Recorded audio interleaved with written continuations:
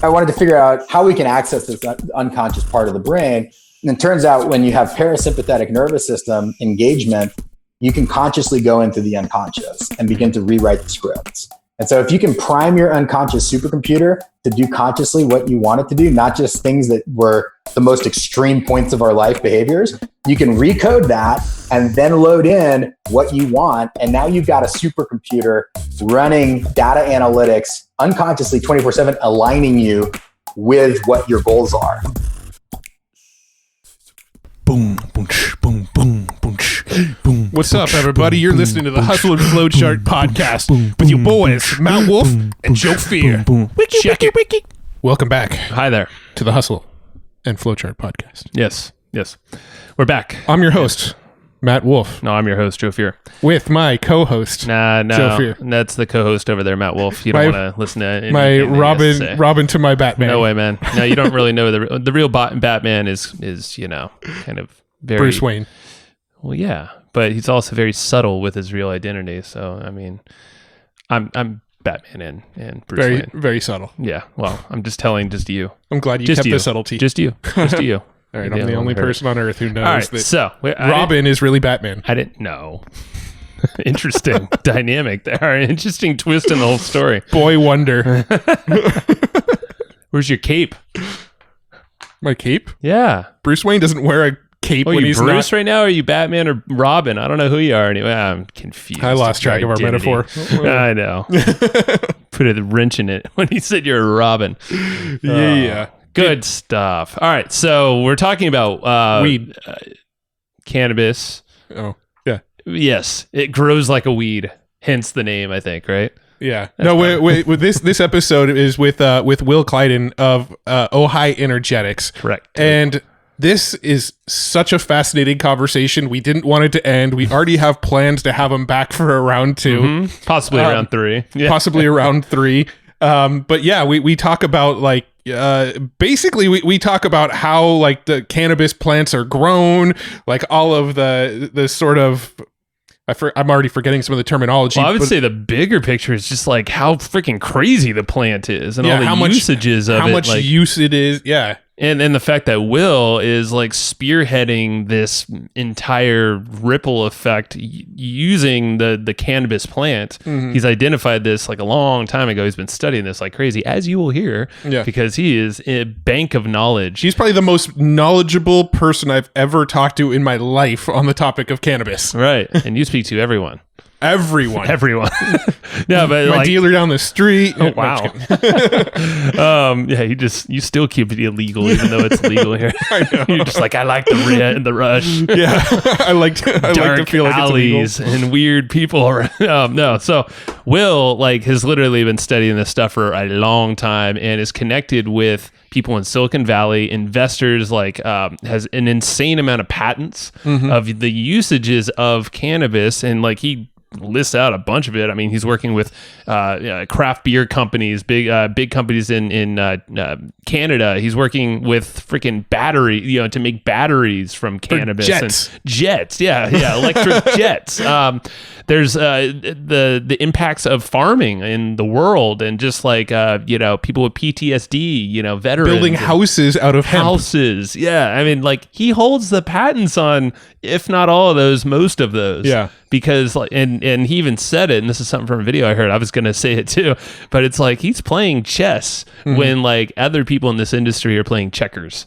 Yeah, he's thinking 5 moves ahead when everybody's just looking at their next move. Insane, and he has this interesting pattern recognition, which he gives some really cool resources around. And I feel like this interview could be split up into 5 or 6 sections of tangents. Yeah, so if you've ever been curious about what's capable with cannabis plants, how they're grown, the science behind it, what they're actually doing in your body when you take them. How do there's so much little nuggets of wisdom in this thing. I've always sort of, not always, but I've kind of been a bit of a CBD skeptic, where I'll take CBD and I'm like, I don't know if it's really doing anything. I can't really tell. And so we got into that discussion. He kind of talked about how you could tell and what it should do on your body and things like that.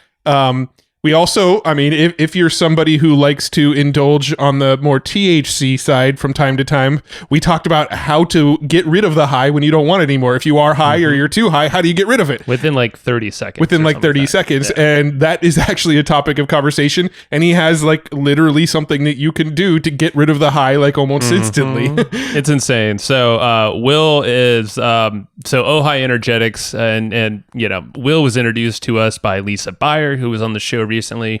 She came to our mastermind in Orlando earlier this year. Just amazing person in general and PR strategist. Also, you know, Dan from Brain FM. You know, we had him on the podcast. He credited so much to Will as well. And Lisa works with Will also at Ojai. And then, you know, we have Stephen Kotler coming on the show pretty soon, and we talk about Stephen in this episode. Also working with Will. So I mean, like, the guy is he's doing things everywhere, and they all say like Will is the man. Yeah, and you're gonna find that out pretty dang He is soon. Probably one of the most intelligent people on the topic on the planet. Like he's up there.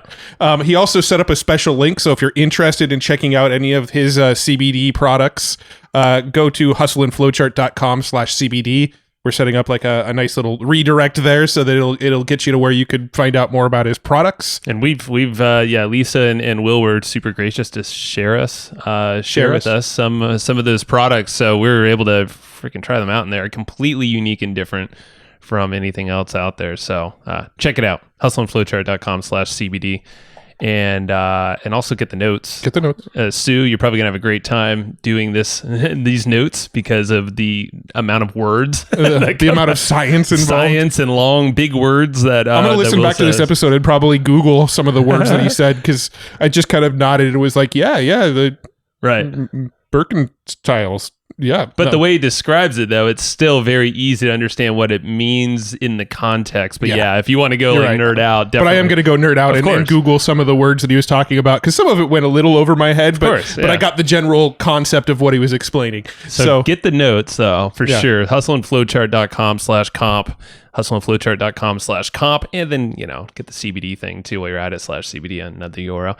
Yeah. You're going to get all done up, and I think you're going to be see how this connects with so many things right now in life and in the world. So, Will. Wow. All right. On that note, let's go chat with Will. Will, we're live. What's happening, man? We're in San Diego. Yeah. Nice. Just answer your question. You're up in Ojai, right? Yeah. Obviously with the name, but you're still there too. That's good. Yeah, I am. Yeah.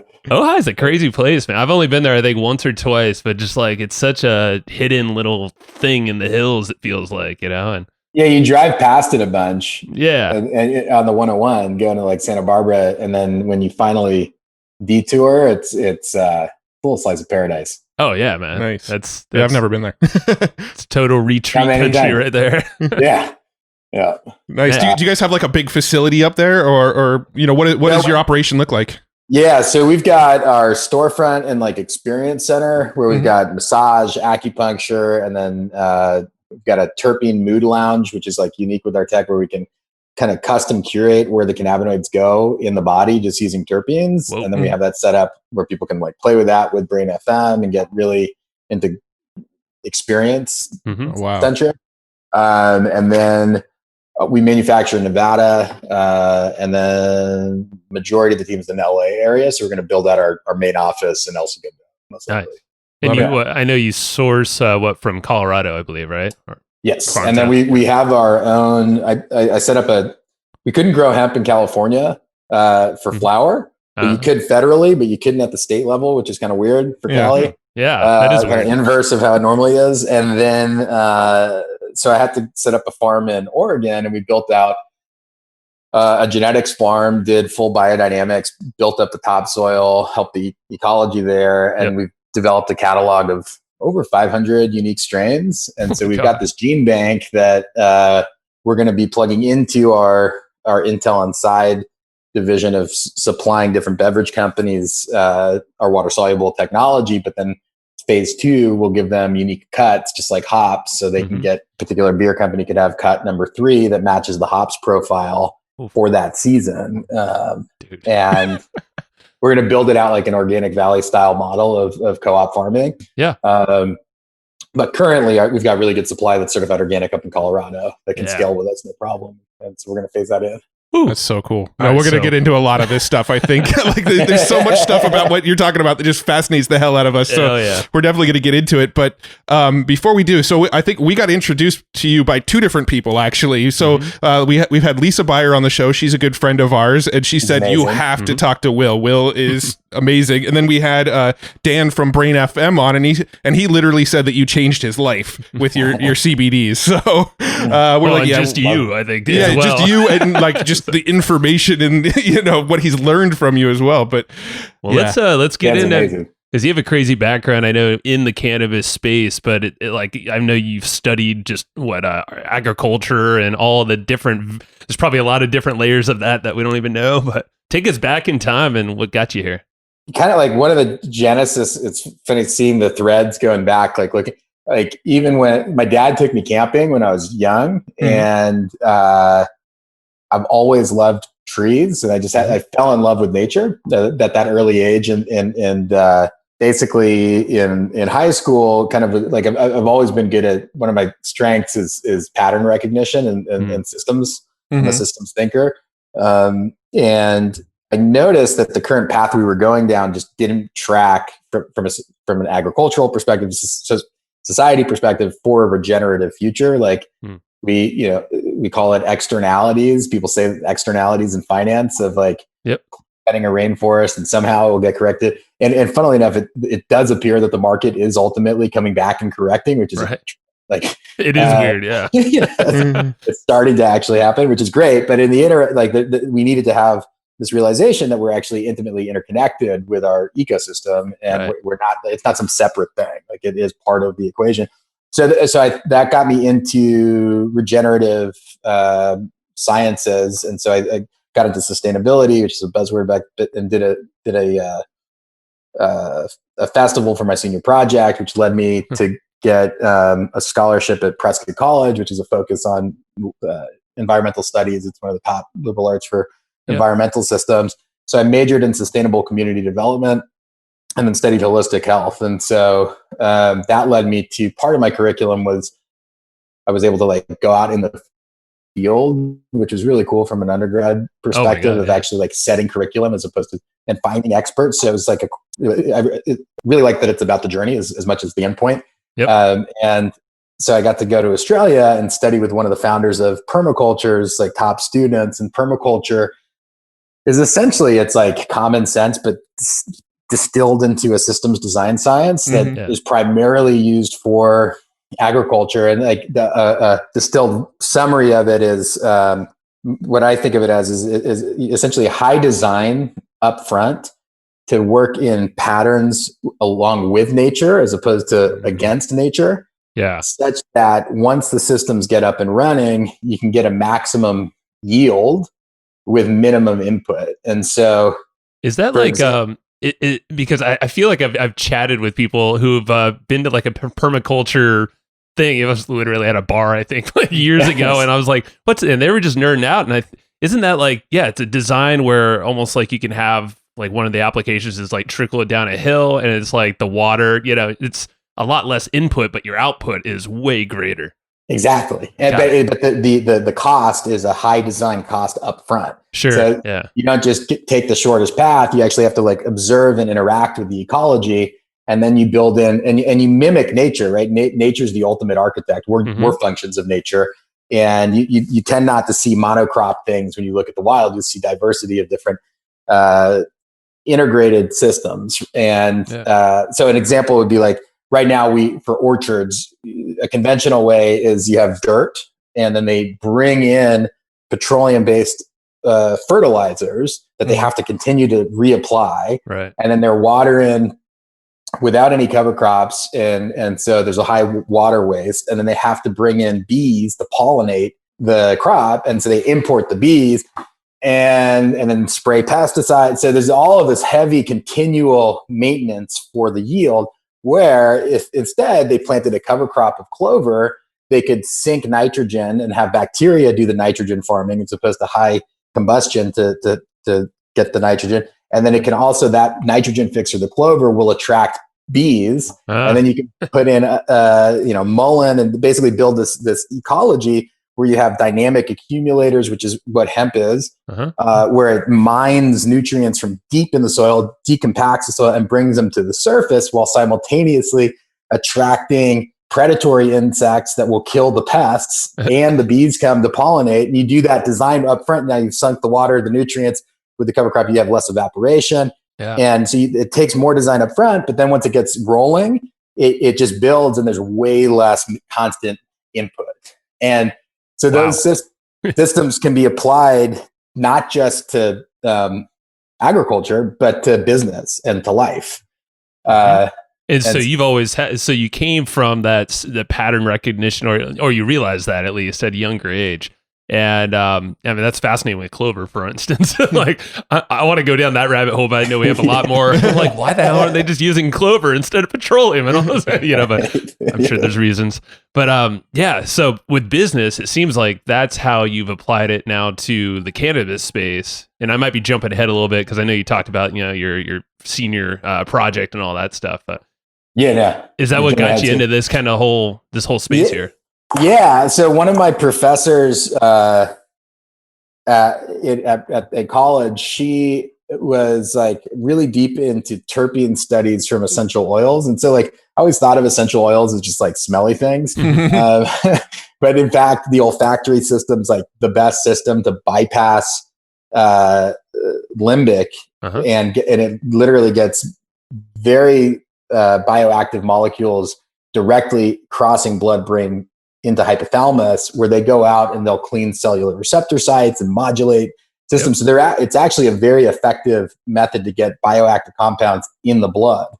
And so she was part of one of my courses was entrepreneur, like looking at terpenes and essential oils. So that kind of got the bug going. And I remember like this, like it was somewhere in high school, and someone was talking about how their parent was an entrepreneur, and like I had this funny like. I was like, I'm an entrepreneur. And even though I totally wasn't, I was, but I didn't know, it was just a random thought from young. But so that got that excitement going. And I had this essential oils platform. And I was looking at building that out as part of my senior project for college. And then I was looking for CBD, and I thought I had to get it. This is the end of 2013, thought I had to get it at a dispensary. And so I was Googling it, and it popped up on Amazon with a banner, and I was like, how can you buy CBD on Amazon? Right. And I went to the website and I checked, it was actually Amazon, and then it was fulfilled by them. And so it like ended up, so I ordered it, showed up in my mailbox, and I went, okay, so if their legal counsel has cleared them to sell this, if somehow it's legal. Yeah. And that I did some due diligence. This was pre-2014 Farm Bill. Yep. Where which that opened everything up, right? The Farm Bill for domestic, so before that, there was like an exclusionary clause where you could essentially use stock and stem of non-domestically grown hemp and legally bring in CBD. So there's people importing from not U.S. And so that was like the kind of the genesis of the industry, was this loophole. Interesting. And so I looked at the product that I had, and it was filled with synthetics, and there's no C of A, and I had no idea what was in it. And turns out that would have been, it was from Chinese industrial hemp. And so hemp is a great dynamic accumulator, and so it can actually be used to clean soil like exceptionally effectively. So if you have a toxic soil, it will bring up the heavy metals and bring it into the plant. You don't ever want to eat that plant. Hell no. Right? So, I know there's other ones like cucumbers, I think, or another one. There's certain plants that, they just absorb all the heavy metals, and it's like, stay away unless it's organic. And unless and then we can use it in an integrative system to like clean up toxic. In fact, Chernobyl, there's pockets of test studies showing how it can actually pull up radioactive particles and sequester them. Oh my God. There's a lot to do with hemp beyond the nutrient side. And so that product actually would have tested as like EPA toxic sludge, the heavy metal content. And so I thought, well, someone's got to be making a clean product, and no one was at that point. So that was the impetus. Yep. And people were like, yo, you shouldn't, integrate the essential oils. And I just had this funny intuition that they were somehow going to be important. And it turns out with cannabis, it's a very unique plant in such that it's the most diverse terpene producing plant. So you can have one that smells like a citrus grows, another one smells like a diesel engine, and another one pine forest, but it doesn't produce any unique terpenes. It produces terpenes that other plants produce. And the only unique terpene that's ever been discovered is actually from hash, that like traditional methods that has been generated essentially in through the Silk Road for thousands of years. It's one of the oldest vegetables cultivated. Wow. That through that fermentation creates a unique terpene called hashing. But anyways, the terpenes interact with the cannabinoids as like little tugboats, and so they can pull and direct the cannabinoids to different receptors in the body. In unique directions, but it only is activated via inhalation or combustion. And then our tech that we figured out actually enables it to interact with our formulas without having to combust. And so we can have, using essential oils, custom curated mood on demand, just using different terpenes. That's what Lisa told us. Remember that? She was like, if you want to freaking just combine everything together, she was like, throw on Brain FM, like the Focus, get a peppermint, and then use Ojai, the tincture, and then just go to town like you're going to be in the zone flow state. Exactly. No, and it works. When you say terpenes, so terpenes are essentially like the things that give the sort of different plants their sort of smell and taste and also, isn't it what kind of impacts the effects it gives you too? Don't different terpenes impact the effects, or how do you define it? How do you define terpenes? Yes, so terpenes are volatile organic they're fat soluble compounds, and they are so in lemon and citrus, limonene gives the unique citrus smell. Pinene gives pine its unique smell. Linalool gives lavender and then in lavender, it's not just a single terpene. it's a whole entourage of different terpenes at different levels, but there's primary, Gotcha. terpenes in the forefront. So terpenes aren't something that's unique to just cannabis. For some reason in my head, I was thinking terpenes was like a unique thing to cannabis. Yeah. So what's unique with cannabis and terpenes is that the terpenes directly interact specifically with cannabinoids. And so if you take terpenes with other compounds like caffeine, they don't interact. But for cannabinoids, this symbiosis is there where it's a visceral difference. And so it was really discovered. I was walking one day in like 2015 and I was in flow, and I just had this image of and I was wondering why from a THC side, why do some strains cause someone to be sedated and other strains cause someone to be very creative and vastly different experiences. And I was looking at the analytics of the different cannabinoids, and they were basically the same. Like they're not that much variance at all, if any. But what was different was the terpene profiles. And so I had this flash of terpenes looking like little tugboats or bioredders and pulling them and guiding them to different spots of cannabinoid receptors in the body. So I called up one of the leading researchers in terpene science, Dr. Michelle Sexton, and I said, hey, are they like are they bioredders? And she goes, that's exactly the data that we're starting to see. Whoa. And so that was, but with edibles, terpenes are even less bioavailable than cannabinoids. So the body can't use them when we eat them. So our gut basically destroys them before they make it into the bloodstream. And with cannabinoids, it's the same way. It's really poorly absorbed. And so when you eat a regular fat soluble complex, which is what the plant produces, you're at best getting 10% of the CBD you eat. And so 90% of it's destroyed by the liver and the stomach before it even gets into the bloodstream. And on the like consumption route, like a cookie's a cookie. It doesn't change. The terpenes really don't change things. So some people can feel it, and there are some water soluble compound complexes that they may be tuning into, but the real magic, if you will, the synergy is via inhalation because it bypasses the digestive system. And then, so back in 2014, I met a chemist who figured out how to encapsulate cannabinoids through serendipity. And we vibed, and I said, hey, can you do this without synthetics? fix? Because he goes, no. And then we were like, okay, let's crack that code. And we did. It took a while, but we figured out how to encapsulate and solubilize cannabinoids using only certified organic plants. Whoa. Nice. And at that point, I made the decision to go and patent this technology. And I grew up in the Bay Area, and I knew that Wilson Sonsini was like the IP top shop on the planet. Right. And, Yeah. approached them, and we were really like the first cannabis type company that they accepted. And so we did an intellectual property analysis back in 2014 when most people hadn't heard of CBD. There was it was just the beginning. Barely. Yeah. And the IP landscape was basically untouched. There's a few pockets of they call it art or patents that were not properly written at all. There's not a lot of sophistication in that arena. And so one of the challenges with the cannabis plant is it's got so many different uses, and there's so many, it's like the shiny fruit on steroids for the entrepreneur. Yeah, it is. And so I was like, I made the decision. I saw the trend of the market. I was like, this space is going to be explosive.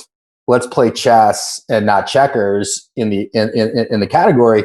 And so I focused my entrepreneurial, creative bursts into intellectual property development. And so we partnered. Wilson has like PhDs in molecular biology from Princeton, and then Stanford molecular engineers, and so they bring in the top experts for each arena. Wow. And so I get to work with them and bring the because I can see the systems, bring those concepts, funnel the energy into that development, and then stay lean and focused on a particular category, which is what we did.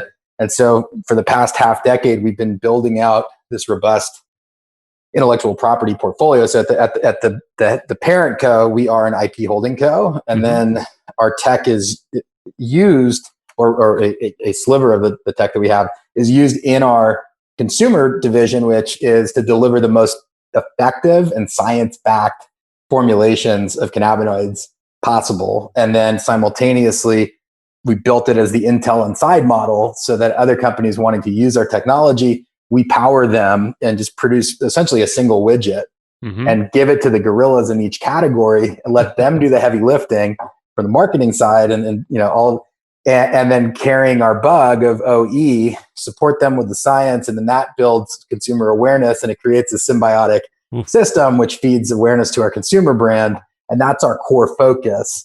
That's like a permaculture principle, right? We let the existing ecology do the lifting, but then integrate it into it. That breeds feedback into our consumer brand.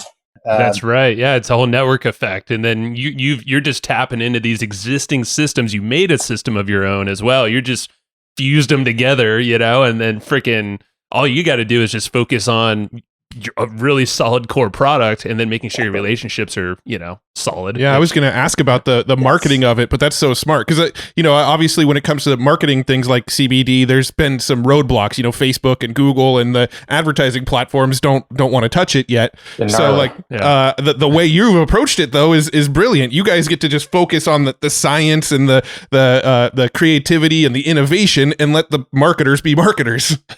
Exactly. I love it.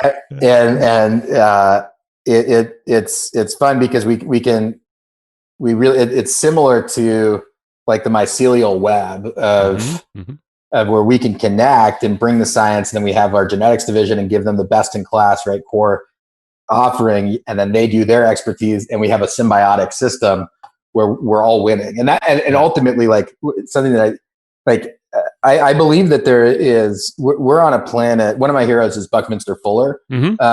And ultimately, I think we're dealing with a systems design issue when it comes to resources.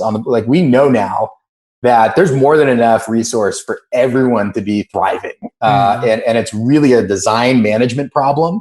And ultimately it's good to critique, but at the end of the day, how can we mobilize where all ships can rise and synthesize the next iteration of development, as humans, we're just part of nature. And so I was like, where else do we see these like population blooms that are rapid, that seem to be parasitic in the overall ecology, just consume. And yet simultaneously, right, we've got indigenous cultures who have maintained this sense of connectivity and wisdom that is finally starting to come back into the fold. And in all of us, we have this, there is ultimately, I believe most people are good. There's very limited not good people, right. That to do good and to have this sense of connectivity. And so we're weird, right? And we seem like we're this like bacterial bloom, and then as I started studying I saw that we're very similar to caterpillars, and caterpillars are parasites in the ecosystem. They consume way more than their body weight. In fact, they keep eating until they, like in some cases, can nearly collapse the keystone species of the environment, which sounds is like my father-in-law. No, I'm just kidding. Love him. That's awesome. That the keystone like keeps the whole ecology together. So if you lose the keystone, you lose the ecosystem. And so like it's intense, right? I mean, they take it to near systemic collapse, and then it's got they break. There's like an impetus, and they go into a cocoon, and they break down into a mush inside the chrysalis, and they maintain the old immune system. They contain the cells in there are carrying the immune system of the caterpillar. And if we look at this as a metaphor, it's like the operating system or dominant paradigm. Yeah. And eventually these cells emerge called imaginal cells that are carrying the DNA of the butterfly or the moth. And initially the old immune system sees it and actually attacks it and kills it. And it says, this is a threat. This is a foreign thing. But the imaginal cells are persistent, and they keep regrowing. And then around 14%, like, which is Malcolm Gladwell's tipping point, there's just some phenomena that around that range, you tend to get this critical mass in the universe we exist in. And around 14%, you get this critical mass of imaginal cells, at which point the immune system of the caterpillar goes, whoa, hold on, this is actually a future version of myself. I need to protect that. And then it enables it to be integrated with, and it essentially exponentially recodes the entire being. There's rogue pockets of old immune system that's resisting, but it's lost the fight. It's game over, and it fully recodes as this new being that has to break out of the chrysalis through struggle, and it's building its wing strength. If you rip a butterfly out of a cocoon, it will never fly. So it has to go through this staged process where it's struggling, and then eventually it breaks free, and it becomes a pollinator and a symbiotic life force in ecologies and builds multiple ecosystems. And so it needed to amass all that energy to go through such a transformative process where it could go from one ecosystem to build multiple ecosystems. And that's what I believe as our function of nature is, we're at that critical mass tipping point, and we can build symbiotic systems and literally watch the world get way better very, very rapidly. We're about to experience like right now, right? I mean, like now it's game on, and it's happening, right? There's signs everywhere of that. And so I founded the company to be a catalyst and like an imaginal self fuel source and hub. So we're the first public benefit corporation incorporated in the charter to holistically benefit all life, including the planet, through our product, services, ventures, partnerships. And so ultimately, like, the end game goal is to be a catalyst that get to help us get into this next level civilization of equity for all, and really living in a symbiotic place where you can 3D print your hemp house for free that you grew because it's a weed, and then you can print your batteries that you're making out of it. And once we take care of food and physical security, then we get to like create art and explore space. Right. Yeah. No, this is fat. So I've never even heard the concept that there's 3D printing implications in the hemp space. So with hemp, it's actually like strong enough to build structures that you could live inside that withstand the elements and things. Yeah, great. So Hemp Crete is, you can basically take a part of the hemp plant blend it with lime, and you get this material called Hemp Crete. And there's actually a concrete shortage on the planet right now. I heard about this. Yeah. Right? And people are like, go in the middle of the night bulldozing sand from beaches and stealing sand because there's just a sand shortage. Well, I know there's like even around our neighborhood, there's these big, there's a golf course that went under and sold to a sand mining company, and everyone's like up in arms, but like it's probably because of that right there. It's expensive right now. It's crazy expensive, and it's not renewable in many ways. And so it does not, hempcrete in and of itself, the one downside is it's not structurally bearing. We actually have ideas and patents on how to make it structurally bearing. So you could do a framed wall one way. If you take a framed house and then use it as support, non-supporting, but non-load bearing walls, but it's fireproof, it's bulletproof, it's antimicrobial, it's water resistant, and it actually sequesters CO2 substantially. And so it's a super material. Wow. In California, for example, if we had hemp houses, the fire risk would go way down. So we're working on that actually. And then we've got this great partner. So the IP Holding Co. is the mothership. And then we create these subcos that bring in expertise from all the different arenas, let them operate, and we build them to spec for the current, for whatever the arena is, some for IPOs, some for acquisitions, and JVs. And so we've got an awesome JV that's taking shape right now, specifically on regenerative building materials and processings. You can make, so Henry Ford made a Model T out of hemp that was 6 times stronger than steel, the hemp plastics are, back in the day. And Diesel designed the diesel engine to be able to run off hemp seed fuel. So from a biofuels perspective, the reason that corn fell short was there's just not, like, the system didn't work. It didn't have enough sugar. And so you're actually putting more energy in than you were getting out. Right. Now with cannabis, it actually does have enough of a fuel potential and sugar potential to have a proper biofuels input, which is awesome. It goes back to the whole system permaculture concept of like, okay, your output's going to be way greater than the input, and that's always going to be key.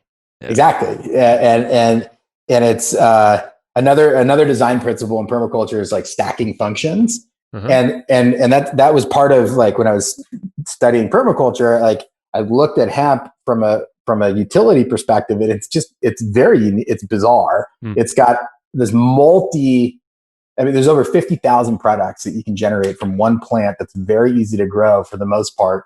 And you can stack all these functions. So another thing is so from the part that you would make like the hempcrete from, that's one part of the stock. The other part, and you can make insulation that's way lighter and sustainable, that outcompetes from an insulation standpoint, and EMF blocking even. It's probably good with process. Like mold. You said like antimicrobial. Yeah. So most nautical ships use hemp rope and have used hemp rope for centuries because it doesn't rot with its antimicrobial. It's super strong. So it turns out cannabis is the strongest natural fiber on the planet that we know of. It comes close to spider silk from its strengths, and so it's got this carbon arrangement that turns out it makes it useful and works perfectly. That we've seen at low scale, these people figured out how to make supercapacitors that were outperforming graphene in terms of its energy storage potential. But so that came out in 2014, and I was like, this is going to change the planet. If the problem with graphene is that the current method is from fly ash, from petroleum waste, but it's extreme. It doesn't scale properly. It's about $800 an ounce at minimum. So it's exceptionally expensive, and which is bottlenecked. But from an energy standpoint, if you have good supercaps that are affordable, you can charge your cell phone in 30 seconds and have it last a week. And say for electric cars. So like Elon Musk was saying, like, the future of electric vehicles is not batteries, it's actually supercaps. And so these guys got this bench test done, but then nothing happened. And so I was observing this because the implications are massive from transformation on the planet. And so then I was like randomly in a bar in Texas, and there's I don't know if you remember Jet Smarter, this company. Oh yeah. So, Are they not around anymore? I do remember that though. They became they got bought, completely changed the model because their model didn't make any sense. When I joined, it was one time like $9,000 fee for the year, and you had unlimited flights on G4s. Yeah, you're like, I do remember. We talked about we that. were actually looking into that at one time. There was just nothing in our area. We're like, damn. Yeah, it only went to specific cities, and if you didn't go to some of those cities, it didn't really make a lot of sense. Yeah, exactly. And then so you had like LA to Miami, LA to New York, and then the principle of the empty legs made sense, right? Like if one happens to pop up, I was like, okay, I can see how that model works. Yeah. But these are regular chartered flights. Right. I remember this one flight where we like look at it and we're like, this makes absolutely no sense. Someone's flown over. Let's take advantage of it now. Well, we got it. Yeah, we were like, okay. And we're like, don't say anything. Like, but then, I really like from an efficiency standpoint, it was great. And I didn't like the environmental impact. And so I was like, I was really thinking about that. And so I caught an empty leg to Dallas, had some meetings, and I was at this bar, and everyone had name tags on, and they were. So I asked the person next to me, I was like, "What's the convention?" He's like, "Oh, it's the biggest aerospace convention." I said, "Oh, that's fascinating." He's like, "What do you do?" He's like, "Well, I'm an engineer of jets." I said, "Oh, that's amazing." I was like, "So I was just thinking about this. Why don't we have electric jets?" And he's like, "Well, the batteries would be too heavy to have a proper jet. The amount of energy needed, it doesn't." I said, okay, so if we 3D printed graphene supercaps into the fuselage, could you have an electric jet? And he goes, 100% you could. And I was like, okay, so the reason we don't is because fly ash is too expensive. He goes, you nailed it. I was like, thank you. So I called up Wilson Sonsini. I was like, hey, here's the art that was generated. Why isn't it working? There's a problem here. And then also, did they do a utility process? Because I've got some inventions that I think would be very useful. And they cross-checked. They didn't do any utility. They brought in a PhD from Stanford in battery technology, and he looked at it and he goes, you could never bring this tech past scale. That's why it hasn't gone anywhere. I said, well, can we figure it out? And he goes, yeah. And so we figured out how to scale up graphene level performance of supercaps from hemp of a different part of the plant. And we actually brought it to Lawrence Berkeley Labs, the national labs of energy, like the best. It's like the second highest concentration of Nobel laureates in the world, I believe. And they looked at it and they were like, oh my goodness. The lead guy was like, we could use this for the monorail. And I was like, yes. Hell yeah. He got stoked. I was like, this is amazing. And so we're in Credo with that. So they believe that we're going to be doing the whole battery of testing to see how it scales. But from the good thing is physics are physics. And so theoretically, like if it checks out, it's not like a new cutting edge model. It's pretty much the same as it's always been. And so they're confident it's going to scale up. And they believe between 8 to 12 months, we should have full commercial scale capacity of these super caps. Holy crap. Which is crazy. I'm just hearing you. I mean, obviously you have the pattern recognition. You have the background of knowing how to spot a problem or an inefficiency. Yep. But then you also have this extra drive where you're just like, wait, hold on. You say it's not possible, but like, let's figure it out. Like, yes. How do you do that, or like, do you do that with everything, or do you just know it when you see enough patterns, I guess, stacked? You're just like, all right, someone's got to figure this out. It's got to be possible. Yeah, I've been mental models. I've been training myself, and so like the more mental models I upload, there's a book called Super Thinking, which is amazing. Okay. It just has all of these mental models that you can learn, and then once you start using the mental models as a base when you come across a problem, the pathways become much more obvious. So I'm getting better. It's a skill. And yeah, I've always loved puzzles. So like if so, and then I'm also a bit of a rebel. And so like if someone says it can't be done, like it just drives me to like, I don't like that phrase. Right? Yeah. We're weird. Like we don't have superpowers in terms of like, we can't shapeshift, right? But we somehow like looked at a bird and then managed to make a steel object fly. It's crazy. And so yeah, I mean, you just had that motivation, you combine it with mental models, and then you have your back. Like, obviously everyone can do this in their own skill set, it's like you start somewhere with that you're just probably genuinely curious in, and then you stack it up with mental models, and then pattern recognition. I guess give us like some of the would pattern recognition go with the mental models thing, or are they 100%? It is. Yeah. So systems thinking is like, I mean, it's worth like, we don't get taught it. And so some people just are more systems oriented. Like I am not good at like, I can see how things should fit down to like the nuts and bolts, but I'm not the one to get into the nitty gritty. Right. Like, that's just not my strength. And so, but anyone can apply it. It's just ultimately, particularly if you're, so I think the real hack there is flow state. Because our brains are pattern recognition machines. That's what that's the biology of a human, right? Yeah. We're good at seeing stuff, figuring it out, and adapting. And so our unconscious mind is a supercomputer. It's an organic supercomputer that is analyzing, I believe, make sure this is right, approximately 30 billion bits of data per second.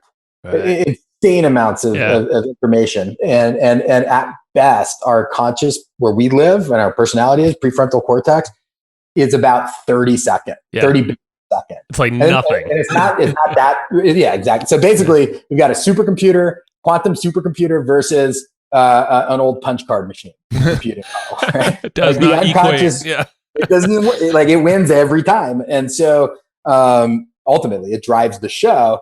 And so I'm also passionate about like helping people heal and what trauma is essentially it's a fixed action network that kicks it, that when we go through a trauma, a serious event, our unconscious pushes record and it locks into place everything that was operating that enabled us to live and not break mentally. And so it's actually this mechanism. And so it makes sense from when we had saber-toothed tigers and like our lifespan was pretty limited to always have, like, you check the bush and there's no saber-toothed tiger, but then you hear the rustle of the wind, you know it's not there. It's still better to, on the odds, to run anyways. Yeah. Right. Yeah. And so it makes sense why we have this mechanism, but it's also kind of a sick joke because it runs the show, it pushes record, and consciously we can't access it. So all trauma is just a set of tapes with no one home. And then, we've experienced it where we're like, oh, I'm never going to do that again. And what's part of the sick joke is like, we just primed the mechanism by thinking about it, and blood flow just went to that region of the brain that actually sets us up to replicate it. And then you get hijacked, blood flow leaves that part of the brain where we live, and the unconscious kicks in and it runs the game. And so that's trauma. And so I wanted to figure out how we can access this unconscious part of the brain. And it turns out when you have parasympathetic nervous system engagement, you can consciously go into the unconscious and begin to rewrite the scripts. And so if you can prime your unconscious supercomputer to do consciously what you want it to do, not just things that were the most extreme points of our life behaviors, you can recode that and then load in what you want. And now you've got a supercomputer running data analytics unconsciously 24/7, aligning you with what your goals are.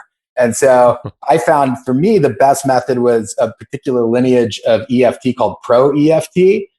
And that's the tapping, right? Yep. And so it engages parasympathetic is what it's doing. And when you hit these points, when you get your parasympathetic nervous system engaged, now you can consciously go in. And one of the you got to accept it as it is before you can change it. It's the paradoxical. It's being aware of it, and like not trying to change it. It's just like, okay, and it helps to frame it, realizing that these things that we don't like about like ourselves, these patterns, are really just coping. Like, they were birthed out of self-love, and ultimately, so that when you accept it as it is, then it goes all right, and then it basically becomes it becomes malleable, and then you can rewire these unconscious networks to then start doing what you want. And one of the ways, so EFT, you can be very, very tactical. You can go into it and just, I call it neural sculpting. You can sculpt your neurons. And it turns out the endocannabinoid system is responsible for regulating homeostatic balance for the entire body. And so people with what that means is it's like the conductor of the body's symphony of parts. It's the supercomputer that's monitoring, including our brain, but literally every system of the body, from digestive to skeletal, cardiovascular, respiratory. The whole unit is regulated and monitored by the endocannabinoid system. And we artificially cut our nutrient source of the system by prohibiting cannabis in the 30s. All of our ancestors had regular access and intake of cannabinoids for millennia. We know at the beginning of agricultural from hunter-gatherer in China is when it was documented as a cultivated crop. And then there's evidence that it was there used. I mean, it's been there for 36 million years around, but used by humans prior, but we don't have like concrete evidence. We found fibers that are likely hemp fibers, but we can't, it's too far gone to like fully identify.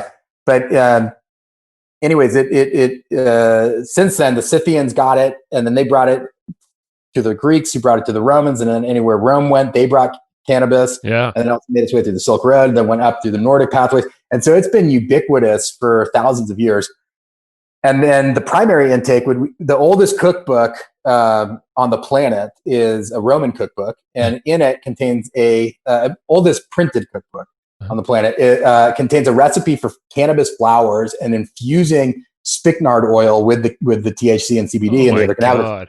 And so it was a base material, so they would be eating it. And so, but then also when you grow a crop, you feed the greens that you're not using to your animals. It's just what we do, right? And so Colorado, CSU did the study where they had hemp fed chickens, and then they never really published it. And I know one of the people who was monitoring the design of it, probably because of the implications for the industry. I'm sure it would disrupt a lot of companies. Because hemp fed chickens, they found, had up to 1% CBDA content per egg. So that's when you cook the egg, yes, it's when you cook the egg, you decarboxylate it, make CBD, and there's some loss. But basically, if you're getting like around 200 milligrams of CBD per egg, to give perspective, like the max fat soluble formulations are like 5,000, and they tend to be just the isolate as opposed to the full spectrum, which works better. Right.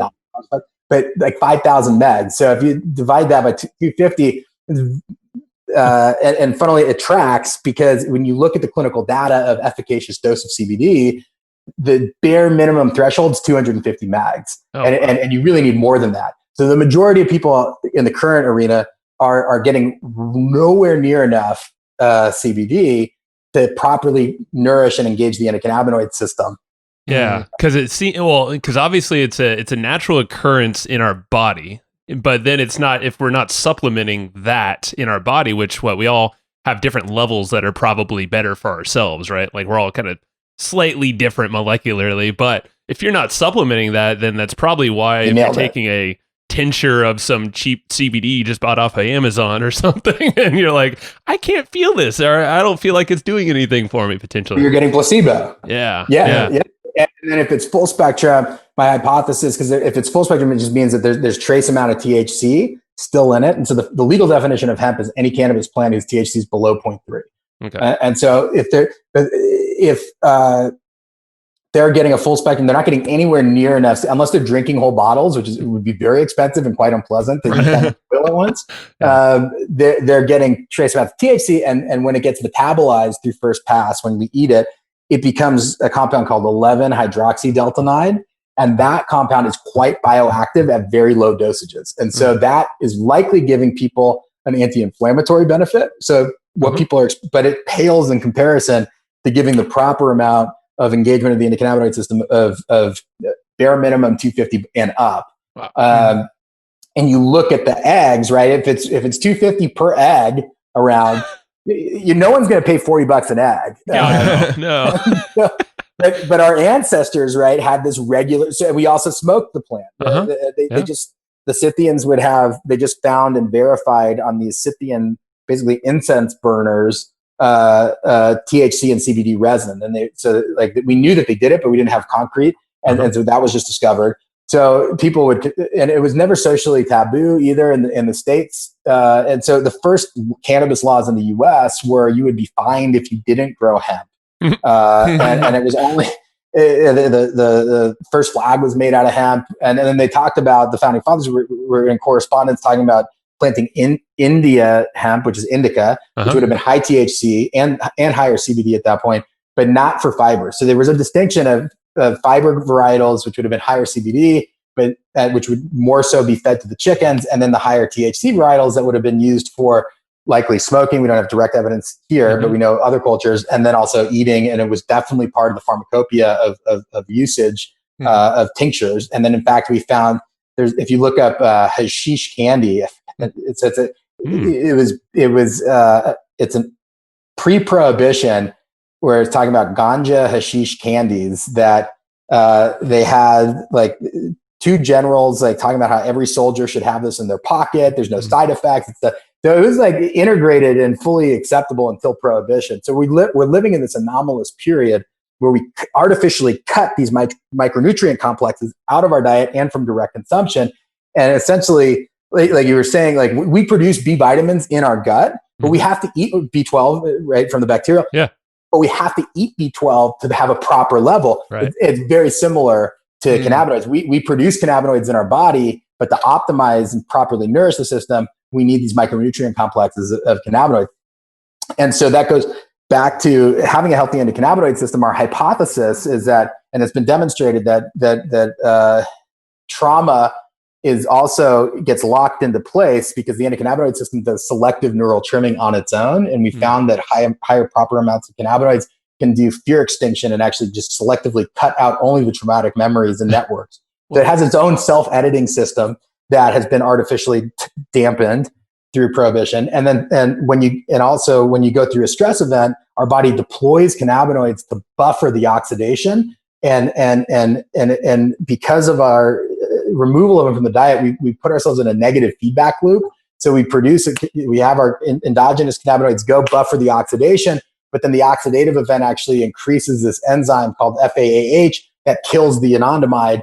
And so we're stuck in this negative feedback loop. And when you take higher amounts of CBD in a full spectrum, it naturally modulates FAAH and enables the anandamide to continue to circulate, which in turn, we know the endocannabinoid system engages parasympathetic response selectively. And so it gives us this ability to have rapid reprogramming and deal with more traumatic networks and reprogramming the brain essentially. And then, so this was like we went way, but dude, this is great. This is great. Okay. Y'all are awesome. It's fun. It is. It turns out flow engages parasympathetic nervous system. And parasympathetic is the nervous system you can't technically, obviously you can, but really control. Like that's the thing that most people feel like, that's just how it is. Right. And sympathetic response. So it's like, if we're trying to consciously change our unconscious, it's like yelling at a television to change the channel without a remote. And then just to add in extra frustration, it doesn't just like stay the same channel. It actually turns the volume up. It's off. Like, right. It's like, this is keeping you alive. Right. Yeah. But no one's home. It's just a set of tapes. And they did this study of showing psychedelic facilitated therapy with MDMA as well as psilocybin. Psychedelics and MDMA can stimulate, again, parasympathetic nervous system engagement, which gives the remote basically to going. And they found that in psychedelic assisted therapy with veterans, it was 3 sessions with guide, so like, consciously retuning things, that the soldiers, the veterans did not need antidepressants or they were clinically through the woods for the most part. There's still going to be serious results. Yeah. They also found that they took veterans surfing, got them into flow, and then did the psychotherapy assistant. And in 5 surfing sessions, the same results. Oh, wow. So you can get the benefit via flow state. And that's where like exercise actually, so we used to think of the runner's high as endorphins, and that's a part of it, but really it's a spike of anandamide. And so like that blissful benefit afterwards is part of the endocannabinoid system being more engaged. And anandamide is named after the Sanskrit word ananda, which means bliss.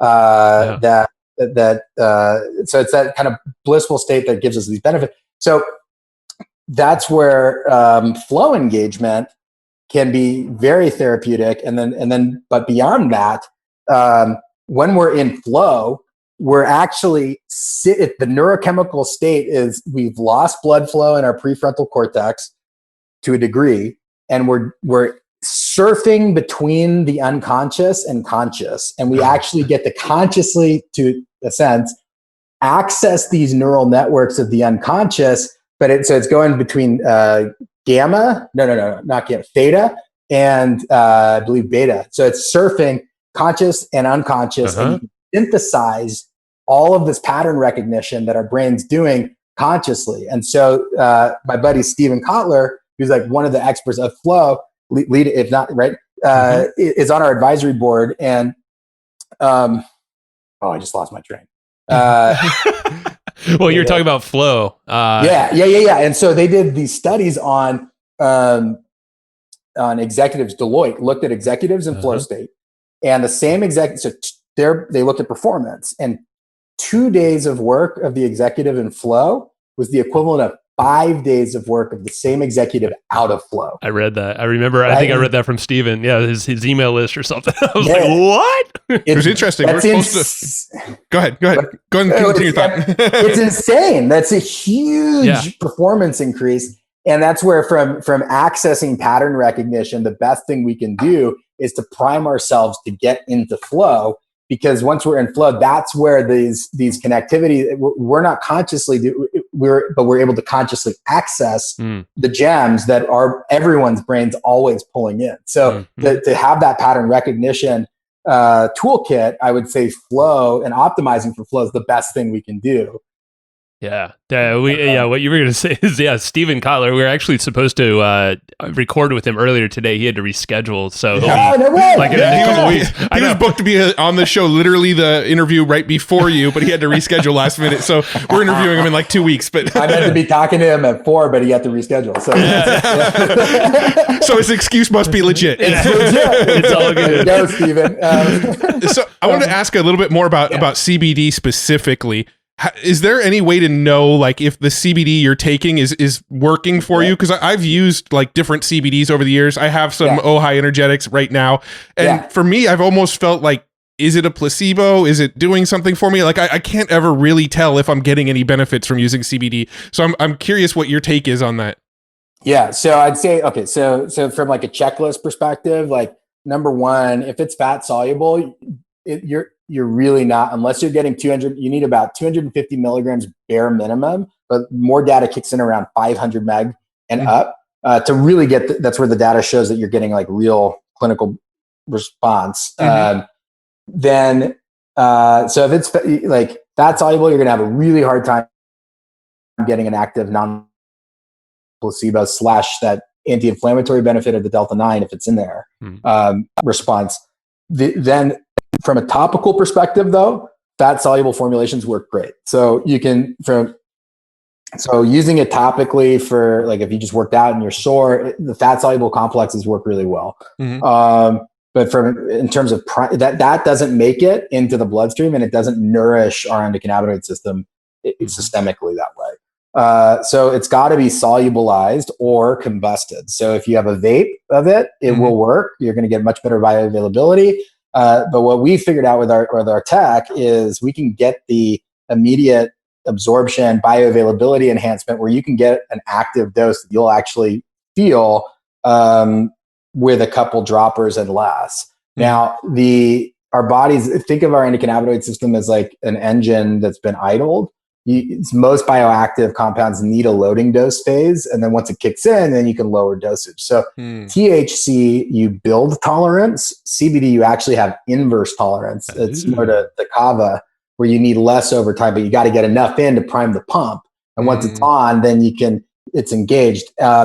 What's really interesting and challenging with cannabinoids is it's not a linear curve of efficacy and dosage.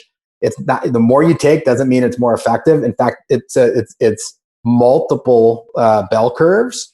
So a higher dose can be substantially less effective than a lower dose.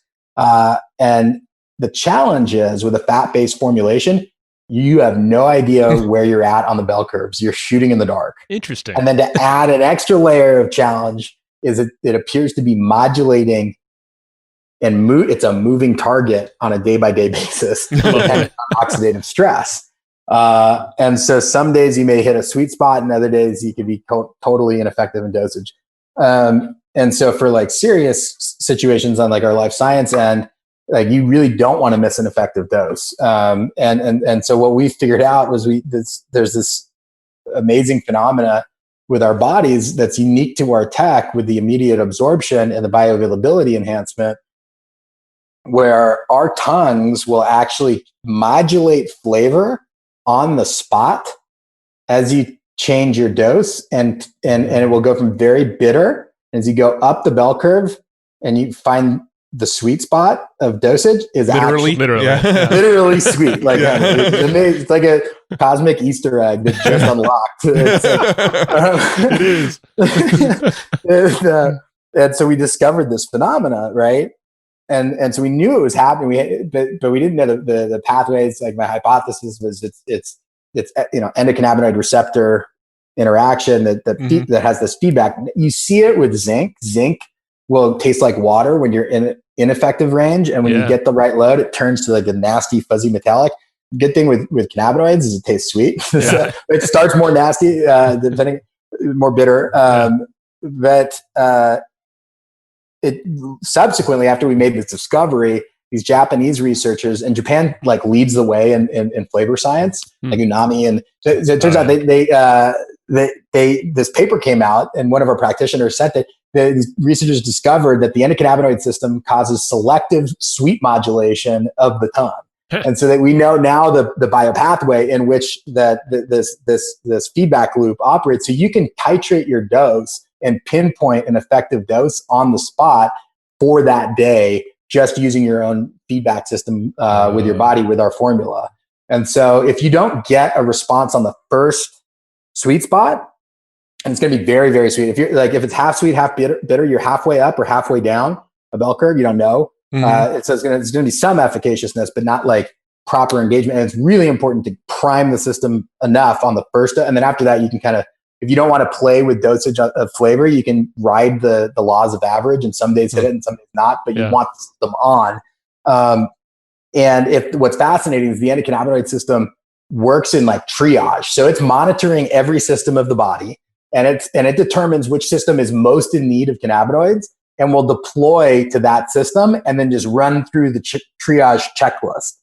And so most people, top of the list is nervous system. And then funnily enough, we discovered, and it makes sense, is the eyes. The optic system tends to be targeted on the top of the chain.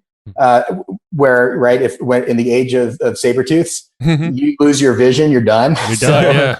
It makes sense. It's a top priority. But if you take it and it's sweet, and then you've got something going on that it didn't take care of, and that within like a minute with our formula, it tends to be less. If you go to the second sweet spot, it will go back to bitter again, and then back up to sweet. The second sweet spot, majority of the time, what we consciously think is the number one thing, it's on the list. And so that's a hack of like. So you're basically going far enough to like, hold on, I still got to get to this thing, whatever this thing I feel off, like I'm foggy or something like that, or just I feel like shit somehow. It's like, all right, it's gonna hit it eventually. Gotta ride another. Majority of the time, the second bell curve, it's on that list if it's not on the first one. And so it could basically like we could have just like had did a marathon. Now, if you did a marathon, I'm confident that the first sweet spot is going to take care of the. It should. It's typical, right? Unless something really is going on with you. But let's just say you're more tired that day and you haven't gotten that alert feeling, that because CBD can target adenosine receptors, which are the same receptors that caffeine targets. And so it's not just a sedative at all. It's a modulator. It's a super adaptogen. So it tunes whatever direction your body needs for overall body balance. But let's say you're still foggy at this first sweet spot. It could have gone to your digestive system or to your bones. You're not going to feel it. Right, if it's in the digestive system. Meaning, like if you have some issue, somewhere else, like you're not going to feel that effect that you think that you were going to feel with CBD. Particularly if you're in the effective dose range and you know that you've got the sweet spot. So like really boils down to our tech from that immediate knowing and actually feeling it. But we get tons of people who come to us and they're like, I thought CBD didn't work, and this is the only CBD that I've ever felt. And it makes sense on the science. Yeah. And so the second sweet spot, you will majority of the time actually feel what you think is, if it doesn't make the first triage check. Yeah. So with your CBD is actually, you've got like a patent on it being actually like a water soluble CBD too, right? Yeah. But so if you were to mix it in like water or something, it's kind of just like a guessing game though, right? Yeah, you'll get modulation if it's just in water. Now, if you put it in juice, you'll still, if you're really paying attention with the palate, you'll notice the change, but you have to drink the whole drink. Like it's just much longer, right? And so some people do that, and they just start with like, we know on average, most people need 2 full droppers of our formula to kickstart. If it's a more intense situation, it can be higher, but that on average it's 2. And then after that, it's less than 1 to 1, depending on your oxidative stress that you're dealing with. Entrepreneurs tend to have more, right? So you can, if you don't want to use the feedback system, you can just do a dropper, start with 2, start with 3, and then do a dropper a day. And you're going to notice through the, just averages, some days it's going to be more on than others, but overall you have been nourishing your system that is responsible for every other system of the body. So you're going to start waking up feeling way more on. And so Steven and I, he's an advisor, and we're running the first studies on cannabinoids and how they impact flow. And so it also is going to start to optimize our hypothesis, and it's going to depend on the individual, depend on the terpenes, and depend on the cannabinoid ratios. And also different stages of flow, because flow is not just when you're on, and there's also the recovery stage, and it's a cycle. So there could be cannabinoids that are better for the different stages of priming. But you ask, I'm not going to, when you talk to Steven, the hippie speedball. All right, I have to remember that. and that sounds fun. It's a hack for flow state. Okay. And so doing it that way is like less than ideal if you're not fine tuning. But if you don't want to do that, you can just do it that way, and you'll notice, particularly like if you stop taking it, and it depends on the individual, like what's going on, right? Yeah. So some cases it's going to be very notable very, very quickly, and others it could be if you're like. So one thing that's interesting is that there are different, like you mentioning, different levels of endocannabinoid system optimization innately in different people. So some people are much better at producing cannabinoids and regulating it than others. Yeah. And what I found is if they get sweet right away and they've never had it before, I can ask them on the spot. I'll say, so I imagine you sleep well? And they'll say, yep. You're not in pain often? Nope. And you probably don't get sick very much. And they're like, yep, nailed it. And so that is an indicator that they are naturally like abnormally effective at producing cannabinoids. They still can benefit from them. So those people may not notice it as much if they're like in their zone, but they will notice that they're sleeping better, they're focusing better, all those things. But whereas other people, if it's like a real notable need, and ultimately, I believe every human from a nutrient perspective actually needs dietary intake of regular consumption of cannabinoids, and particularly because we're in the modern era and we're dealing with more oxidative stress responses than any other period, right? Like you used to have these again, the saber tooths, right? You're chilling and you're hunter gatherer, so you like worked really hard for 8 hours, but then you're just kicking it by the fire, and all of a sudden a predator shows up. Now you got a stress event bounce, but then you go back to this kind of homeostatic calmness. Whereas when we go to hunter gatherer to agricultural, now you've got a massive uptick of oxidative stress. There's more disease, there's more work needed. And so oxidative stress levels rose. And a leading hypothesis of why did groups go from hunter-gatherer into agricultural would be fishing. So if you found a stream, you could stay in one spot and get a constant food source. But the technology needed to fish was a net. And so that invention of a net is one of the likely reasons of how we went into agricultural. Now, cannabis was used for nets, and we know in the beginning of agricultural, it was being used for nets. So there's a high likelihood that it was the driver that brought us into agricultural. Now, with that oxidative stress uptick, you feed the cannabinoids, they were eating it. And so like in the Yellow Emperor's book, cannabis is one of the 3 great treasures. It was one of the prime herbs. You go to Ayurveda, that's the region where cannabis kind of moved from. It's one of the great treasure herbs as well. And so it was known as like, this is an ultimate. And now that area tended to have higher THC varietals. Yeah. But there was going to be a higher CBD balance. And then simultaneously the fiber side would have been present. And so that would be fed to the animals. So the people were eating the cannabinoids that Everybody way. had the fuel. Yeah. You got it. And so the oxidative, so on that one, we can say, we don't know, right? Certainly, but that it was a catalyst that drove a shift of society, and simultaneously within it contained the micronutrient complex to fuel our endocannabinoid system to maintain homeostatic balance in the new stress environment that it created. Mm-hmm. That's another permaculture principle, is like within the problem is the solution. And so it's reframing how you're looking at problems to find that solution. Now we go to the next like iteration. It was the technology that led us to use nautical.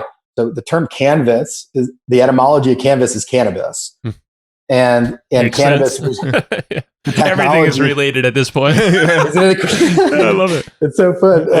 It led to nautical exploration, but then with that, to it going into the industrial era, it was actually used as varnish and fuel source for machinery and lubrication for mechanized industrial process. Cannabis was the chief crop, and so like the whole point of for Britain for Australia was to set it up as a cannabis colony, as well as in prisoners US. and all that, and yeah. Well, so they sent the prisoners first to like U.S. and then we rebelled, and then they shifted to Australia. And so one of the primary crops that Britain wanted was hemp. That's why it was required by law to grow hemp. You couldn't not grow it because it was feeding the industrial revolution. Mm-hmm. And Spain, anywhere they went, they brought it. And so the Romans brought this crop and technology to Europe and Britain and Spain. And then with industrialization, you have this massive uptick again of oxidative stress. And so then we know like Victoria used cannabis for cramps, and then it was all in the dietary supply. It was everywhere, it was ubiquitous. And so we had this oxidative stress uptick with this new epoch. Lo and behold, cannabis was there providing the nutrients to balance out and deal with the homeostatic balance needed for this new era. Fast forward into the modern era, we artificially cut it out of the diet and 1-2 punched ourselves with this massive uptick of oxidative stress that no one had experienced to levels before close to, coupled that with eliminating the nutrient source that enabled us to have balance in that new epoch. And so what's fascinating is cannabis has appears to be a catalyst for these different epochs and provides the necessary micronutrients and abilities to handle and stabilize, which is what it does. The endocannabinoid system in the body is stabilize and balance. And so then we know that needing to pick between more than 6 choices, like when you go to a restaurant and you read or I guess started to again, right? Yeah. It's like, what are restaurants, Will? I don't remember those are. Yeah. Remember the days. Yeah. You look at it's like these massive menus, and you're like, oh man, you get that. It's the paralysis of choice or whatever it is. Yeah. Yes, and they've studied that if we have to pick more than 6 options, you have a notable oxidative stress uptick in the body. It's like quite intense, and it actually increases FAAH, the enzyme that destroys anandamide. So we know, like, if that's a notable oxidative stressor that we deal with, think about how many times in a day you're dealing with an oxidative event. Just think of the media, think of advertisements, think of just decision of like, I want to buy a car. I got like 8 cars or whatever. Grocery store, right? Sure. And you're like, I need ketchup. Oh shit, there's 20 ketchups. Right? I'm screwed. Saber-tooth stay in the aisle. So feeding our bodies into cannabinoid system, one of the cool responses is like we get for people in LA, they're like, I was on the 405 and I was calm, where I normally would be losing it by now. Yeah. And so it's like fueling our body's force field of daily oxidative stress events, and helps us stay balanced and feed that system whose design is to maintain balance. And so, yeah, it enables us to enter and now it's going to lead us into another epoch from a material standpoint with the super caps. And essentially it's going to catalyze our ability to be able to completely replace, for the most part, and it will take time, obviously, but petroleum, and get into a symbiotic, regenerative, non-toxic, thoroughly balancing and abundant ecology and system for living, while simultaneously enabling us in the age of information, not get stuck in negative feedback loops, instead go into positive feedback loops and synthesize. And it's a crazy plant. We need it, man, more than ever right now. The planet needs it, I call it the imaginal cell food. It is, man. This is fascinating. Yeah. I mean, there's still so many topics that I want to go down, but maybe we'll have you back on another time. Bring Steven in there at the same time. Yeah. One thing that I am curious about, and this could be the sort of last little rabbit hole we go down, is so when it comes to THC, right? Yes. From my understanding, you can actually use CBD to sort of counteract the effects of THC if you went a little too far with the THC. Is that like proven to be true so far? Yeah. Yes, to a degree. For if you so THC binds to two known receptors in the brain. One is called CB1. The other, which is what our anandamide binds to naturally, and also a serotonin receptor called 5-HT2A, which is the psychedelic receptor. So that's where cannabis, the CB1 is the stoned effect. And the psychedelic component of cannabis is the serotonin agonization. CBD binds to a different site of the serotonin receptor and shuts it down. And so it blocks the psychedelic component, but you're still going to be stoned. But it's also got its anxiolytic effects, so it's calming. So it definitely helps bring you down a bit. Now, we figured out the other part of the antidote, and it's a compound called pregnenolone that our brain produces. It's like the master hormone of our body. Pregnenolone binds to CB1 the way that CBD does to 5-HT2A and shuts it down. So we figured out the challenge was pregnenolone doesn't get into the brain easily. With our encapsulation technology, we can get it right into the brain. The combination of CBD and pregnenolone is the antidote to THC intoxication. We've got the patent issued on that, and our formula of current form, 5 minutes, you're sober. Oh, that's amazing. So, we were talking about like weed bars and stuff like that. It's like, well, that should always be a prerequisite. Like, it's like you could have bars like they have cigar bars now, where you go and you smoke with your friends, and before you leave, you take this pill or whatever it is, and you're good to go home. Wow. Gnarly. You are, and yes, and then also from like a safety net of like the Canna standpoint of like knowing that they've got an exit option, right? It's going to enable people to explore it way more, and THC is substantially safer than ethanol, right? Oh my god, more destructive. And then additionally, so when people look at like the side effects of THC, with like short-term memory function and like fogginess, the downsides, what I think is my hypothesis is that THC, we know, used to have much higher CBD levels until Prohibition. When we started artificially just focusing on THC, we started inadvertently breeding out the CBD. So old cannabis that, the Greeks and in the old days smoking had a higher CBD content, which in turn balanced it's because CBD increases anandamide, THC blocks anandamide from hitting CB1, and it throws us slightly out of homeostasis, which is the euphoriant and the high. But then there was this built-in, when we had the dietary intake back in the day of CBD, to then recalibrate the system. And so it would rebalance. So my hypothesis is that the quote unquote negative effects that are basically nothing. Like you can't die from it. It's like the safest plant. Would have been less before Prohibition. And so if you can use CBD as an altitude enhancer, essentially, where if you have high THC, the next morning you can take CBD. It's going to recalibrate the anandamide and reset the endocannabinoid system in the brain, the CB1 receptors, and mitigate the fog and basically bring you back to balance. Jesus. And so you can use a cycle pathway to really optimize it with less negative effects. And so not only can it work as the antidote, but on a biorhythm standpoint, you can use it as a calibrator.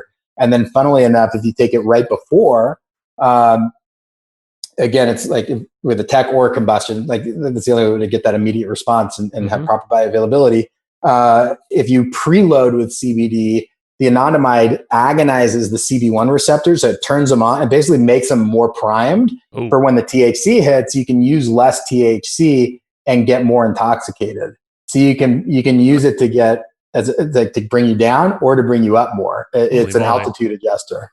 And I've also heard of like it's of how you can kind of adjust the feeling of THC with CBD. So if it's like hyping you up, getting you a little bit too maybe too antsy or whatever, you could bring it down and kind of chill a little bit, but still have that euphoria and all that. Exactly. Yeah. Crazy. And it should we do another rabbit hole? But let's do it. If you've got the time, I mean, we've got another 20 minutes we could go if we need to. So just came out, DARPA funded $27 million to study psychedelics to make them not psychoactive. Like there's benefit, right? They basically, they're like, we don't want to have inebriation of the soldiers, but we also want to have the ability to treat PTSD and depression. And I think there's a therapeutic benefit of the psychedelic experience that's being, and they got like flow will help too, but not everyone wants to go surfing 5 times. Right. Pro EFT is a much easier pathway, and so actually, the VA now allows EFT for veterans. It's awesome. Oh, yeah. Then tie in having a healthy endocannabinoid system. It's going to work way faster, way more effective.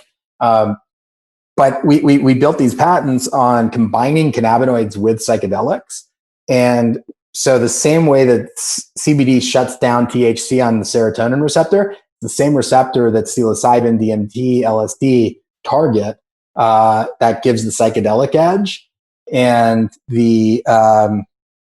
but it doesn't stop activity at the 5-HT1 receptor, which is like has the antidepressant and these other therapeutic events. So you can combine them and essentially get a non-psychoactive or less psychedelic compound that still has the the antidepressant effects, and so we built the patents around that. And before, like, we knew there was benefits, but anyway, it seems like it could be the problem when you start playing with new compounds and you start changing things and modifying it chemically, particularly with the endocannabinoid system. It's a bad.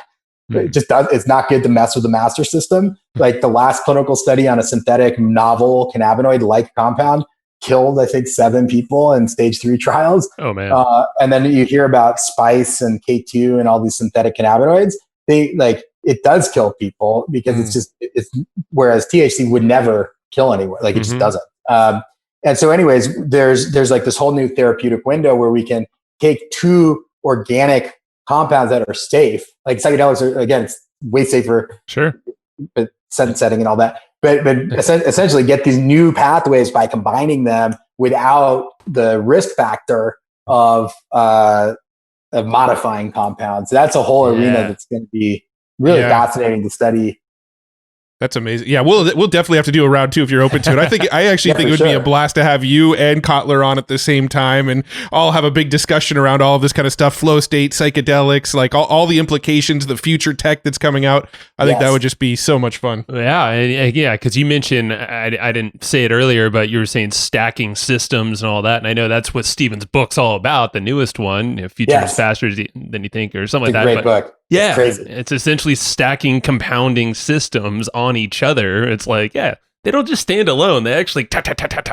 Exactly, and which I love of like the patterns in nature continue to is the endocannabinoid system regulates all the subsystems in the body and how it is the mycelial web of interconnecting all of these different stacked functions, and it's making sure that they're firing at the right level at the right time and balanced for overall harmony of the body. And so it's weird that like the cannabis plant enables us to, it's going to open up all these pathways of technological implications to like further and stabilize and integrate all these different systems and technologies. And it's doing it on a macro level and simultaneously doing it on an internal biological level. It's the keystone. It holds everything in place. It's brain. A super, it's very important. I wouldn't say it's like the only, right. But it's like a super critical component. And it's funny, like, so CBD has been demonstrated to create neurogenesis in multiple regions of the brain. So it stimulates new brain growth, including the corpus callosum, which is like the part that bridges right and left hemisphere. And Albert Einstein had like a really big corpus callosum. So he was able to integrate these systems more easily. And so CBD can enhance neurogenesis in that part of the brain, but it's selective. It does it for homeostasis. What's fascinating is like the only time that Mitch McConnell and Chuck Schumer were together smiling and giggling was on the hemp bill.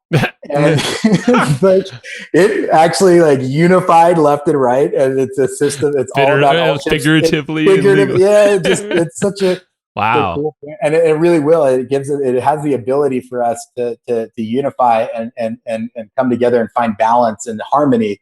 And it's a privilege to work with this plant. And like, that's ultimately like, we're stewards of it. We're going to be open sourcing when the time's right. And like, it's a blast. It's brilliant, man. I mean, I love what you're doing and what you're bringing to the world. And you have, luckily, this whole web that no one else is really thinking of, or if they are, they don't have the resources or the push that you're doing to all these folks, like to do better and find solutions. And tell us really quick, because how people can get a hold of this stuff too. And so I know you set up a link, or you will. Yes. Yeah, for sure. So we'll have a full special offer just for your audience, and we'll hook it up with like epic deals and sweet, dude.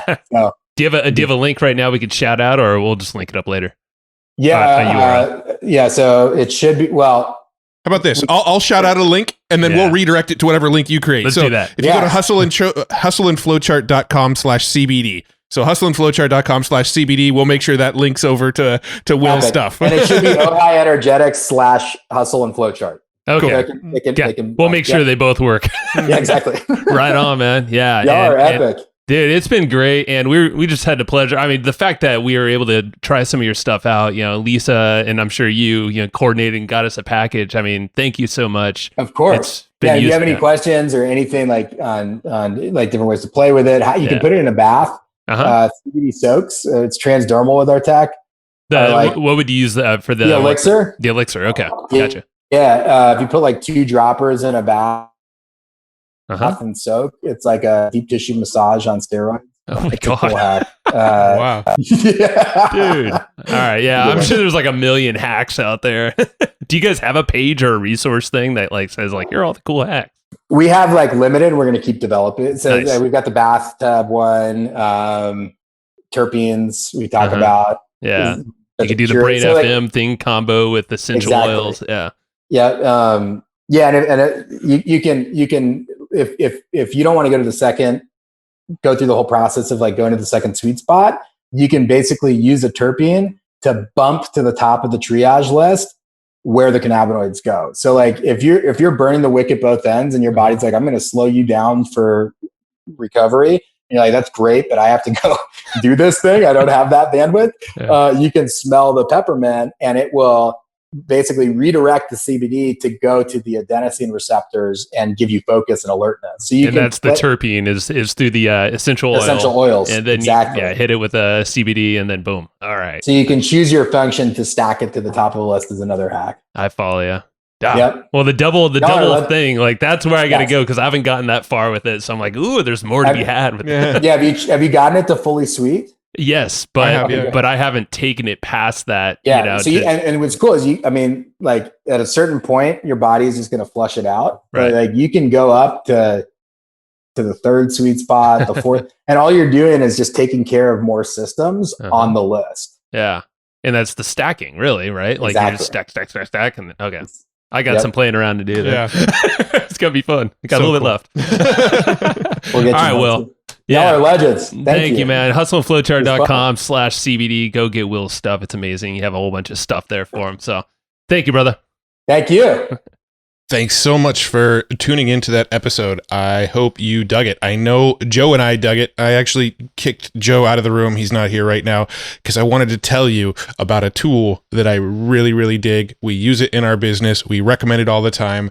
It's called Easy Webinar, and it's a tool that lets you do live webinars, automated webinars, hybrid webinars, and, pretty much any other kind of webinar if there are other kinds of webinars.